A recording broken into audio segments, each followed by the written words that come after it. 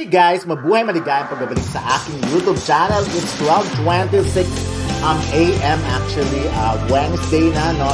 Nag-attend nga ako ng premiere night sa SM Aura ng Lisa Frankenstein, of course, pinagbibidaan ito ni Catherine Newton and Cole Sprouse at marami pang iba with talaga with Liza Soberano. So, napakaganda ng role ni Liza Soberano sa pelikulang ito. Of course, hindi ko re-review ng pelikula. Bahala kayo pag pinanood nyo. Pero, in terms of exposure, malabong sabihin na extra si Liza dahil sobra-sobra bonggang-bongga ang kanyang character from start to finish. Kung minsan, pag-iisipin mo parang lumalabas na bida ba siya.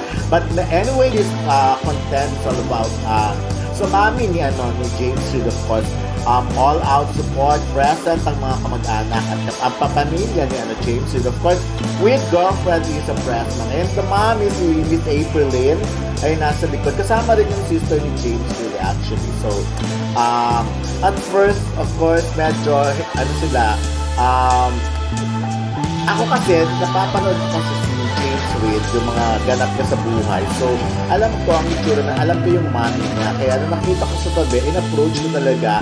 At nagkaroon naman kami ng chance na ma-interview siya. So, sa latter part ng video ko, mapapanood niya yung interview na yan. But for now, ayan muna, nakita niyo naman sa first part pa lang ng video kung paano naman super chika talaga si mommy ni James Reid at si Lisa Pressman dito sa mga nagtatanong kasi kung boto ba or what. Sa latter part ng video, sasagutin niya ng mami ni James Reid. Of course, nagsalita rin si mami ni James Reid about sa mga bashers. Siyempre, alam naman natin na maraming bashers ng relationship ng James Reid at Lisa Pressman. Ito, I like this part na pinapakilala ni Chief Gomez si James Reid sa press. Very usual naman, very naman siya. Accommodating si James Reid. Medyo marami na nagkasabing sa plaza. Kami kasi sa press, kilala naman namin siya ever since Ganyan talaga ang way niya. So, iba talaga siya. But anyways, ayun, okay siya. So, ito yung first part ng pagdating. Nakita mo naman kung gaano ka-close si mami ni James Reid at kay Lisa, diba? So, si Lisa ganun din na close din sa mami ni James Reid. Na actually, napasubo lang ang mami ni James Reid since April Lynn na magpa-interview sa part na ito. Kasi talagang nung nakita ko siya, I approached her and then nakatutok pa kasi yung camera kapatulad nung pinangyari kay Lisa Pressman kanina. So, I just wanna ask her lang naman tungkol sa kung kumusta si James Reid bilang anak at kung gaano ba sila close. Of course, napag-usapan na rin kung boto ba siya kay Lisa Pressman, diba? I'm sure close din kasi siya kay Nadine Lustre dati. But anyways, ayan nga. So, I like it. Nung una, parang pahapyaw pa ako sa chika kay Mrs. April Lynn. So, kaya lang talagang hindi na napigilan. Daloka siya, ha? Kasi nung in-approach ko na siya, nagkasunod-sunod na. Ang dami-dami ng press na lumapit. Tapos, ayaw niya talaga magpa-interview. Pero siya, nakukinilitreat namin. Just I told her na first time ko kasi siya nakita ng face-to-face. Kasi ilang beses na nagkaroon ng press ko si James.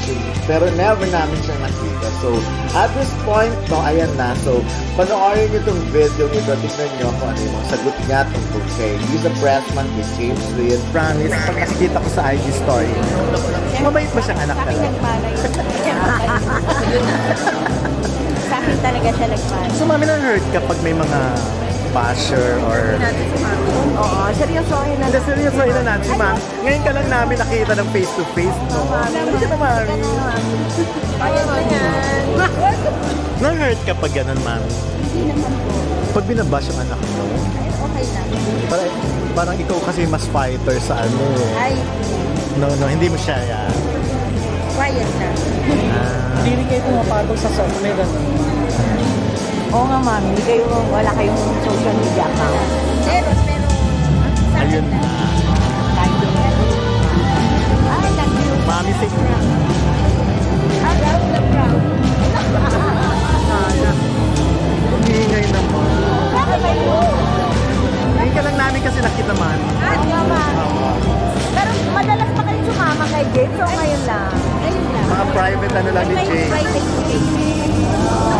wala nang show siya na imagine nyo na ganito siya magiging kalaki yung name niya.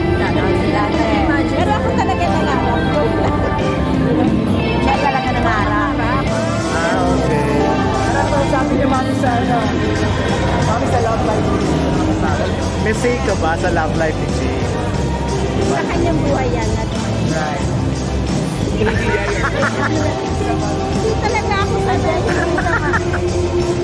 Happy Netflix naman. Happy Netflix na. Super close, di ba? Mabait. Bottom. Bottom approve. Yes po. Okay.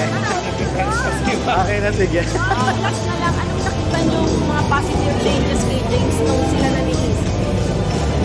Wala pa naman. Hindi siya nagbago. Siya pa rin yun. Siya pa rin. James is James. Happy ako sa kanya. Pero his decision. Happy ako para doon. Kahit na lang, mami. Gano'n ka ka-happy ngayon? On a scale of 1 to 10. Sa nakikita mo. 10. 10. Okay, thank you.